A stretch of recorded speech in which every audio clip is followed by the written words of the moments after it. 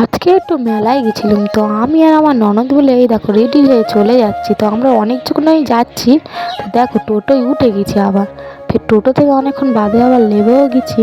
তো তোমাদের মেলাটা দেখায় কত ভিড় এই জায়গাটা। তো আমরা এসে হরিণখালির মেলায়, তো চরণে যেই মেলাটা হয় তো সেই মেলাটা এইছি। তো দেখো ঘুড়িগুলো দেখো যেন পাখির মতন উঠতেছে। তো আমরা দুপুর 1টার সময় এইছি, তো এসে দেখো একটা ঘুড়িও পেয়ে গেছি। তো বসে বসে এখন বাদাম পপকর্ন খাচ্ছি আর চানা খাচ্ছি আর ঘুড়িও রানো দেখতে। তো দেখতে দেখতে তারপর আমার একটা জ্যাঠা বলে যে চল একটু মেলা থেকে ঘুরে আসি। তো তোমাদের সূর্যটা দেখায় কত সুন্দর লাগবে না।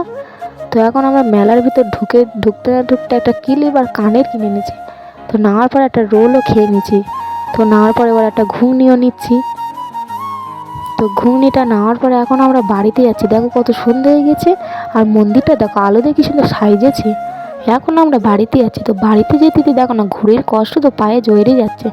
তো এখান থেকে গিয়ে আবার অন্য মেলায় একটা যাব, তো ওখানটায় গিয়ে কী কী করবো তো সেই ভিডিও এর পরেই আসবে।